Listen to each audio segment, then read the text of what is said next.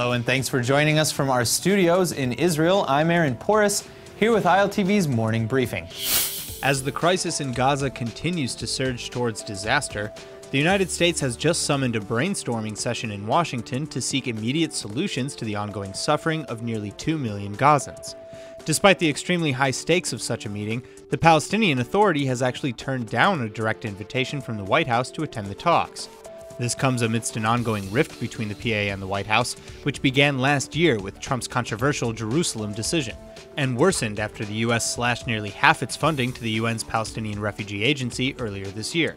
Both Hamas and the Palestinian Islamic Jihad organization say this new meeting is merely another American effort to, quote, exploit the crisis in Gaza, specifically by shielding Israel from any possible responsibility in Gaza. The United States has a strict no-negotiation policy with terror groups such as Hamas and Islamic Jihad, but with all the Palestinian parties now backing away from the table, it remains unclear what this week's brainstorming session can truly accomplish anyway. Prime Minister Netanyahu's coalition is teetering on the verge of a breakdown, despite a 2-hour meeting with ultra-Orthodox Knesset members yesterday to avert possible early elections. At the center of this crisis is the matter of mandatory army service for ultra-Orthodox men, an incredibly divisive issue which no party seems to agree on.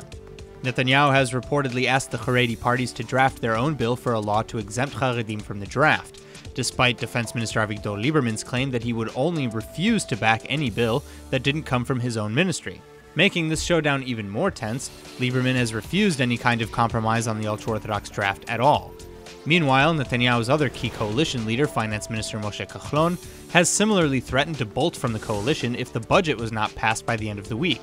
Now, some speculate that Netanyahu, who's currently embroiled in numerous corruption scandals, may actually be secretly pushing for early elections, in light of polls indicating growing public support. But others say this may only delay the inevitable if the Prime Minister is ultimately indicted with criminal charges, which could happen in the coming months or years.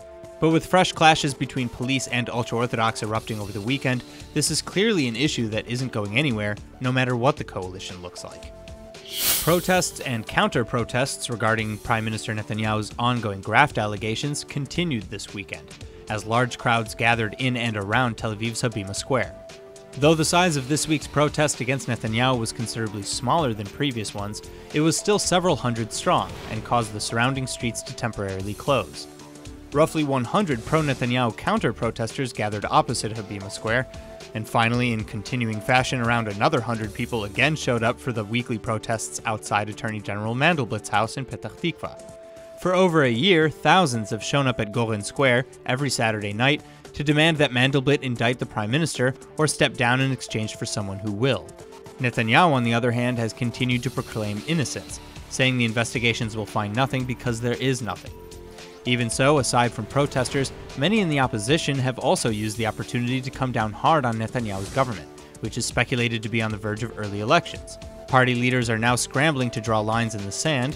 For example, after accusations that he'd be willing to work in a corrupt government, Yesh Atid party leader Yair Lapid said Yesh Atid will not be a part of any government in which the Prime Minister faces an indictment, but that unless one is indicted, it's not correct to boycott any in politics.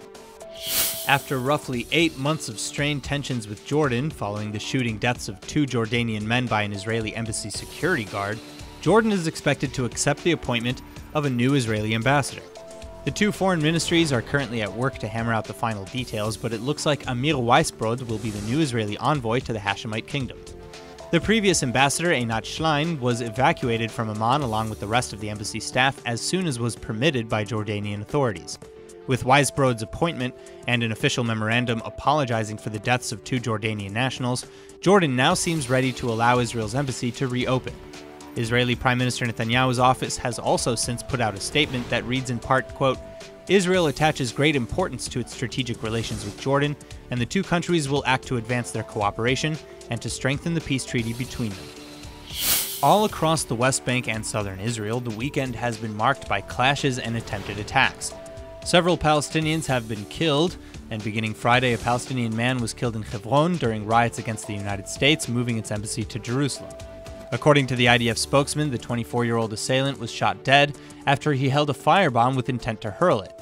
2 other Palestinians who were involved in throwing rocks and firebombs were also reported injured in those clashes. Then Saturday, after the IDF intervened in clashes between settlers and Palestinians near Nablus, one Palestinian was shot dead and another wounded. Reports on which side began the conflict are opposing. Later Saturday evening, an IDF post near Ramallah came under fire from an unknown suspect. Bullet shells have been found, and investigations have begun, but no casualties have been reported. Finally, in overnight raids, the army arrested 7 Palestinians across the West Bank in connection to illegally crossing into Israel and throwing firebombs at Israeli vehicles. And early Sunday morning, Israeli security forces apprehended 2 more Palestinians from Gaza as they tried, too, to enter Israel illegally. The 2 suspects were found separately and are not thought to be related, but one was found carrying a grenade and a knife in his pocket, with reported intent on committing a terror attack in Israel. That's all for now. I'm Aaron Porras, and see you later with our main daily broadcast from Israel at 2 p.m. Eastern Time.